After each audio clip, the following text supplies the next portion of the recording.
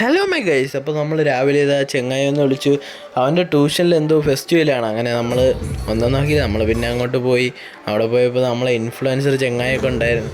പിന്നെ നമ്മൾ ഡാൻസ് കണ്ടിരുന്നു. പിന്നെ കുറച്ച് യോയോ കാണിച്ചു.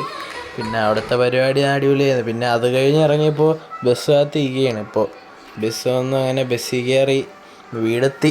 അങ്ങനെ വീടെത്തിയിട്ട് രാത്രിയായപ്പോൾ ചെങ്ങായി പറഞ്ഞ് എയ്സ് കോളേജിൽ ഇന്ന് ലാസ്റ്റ് ഡേ ആണ്, അവിടെ ഇന്ന് തിരുവാലി എന്തോ വരുന്നുണ്ടെന്ന്.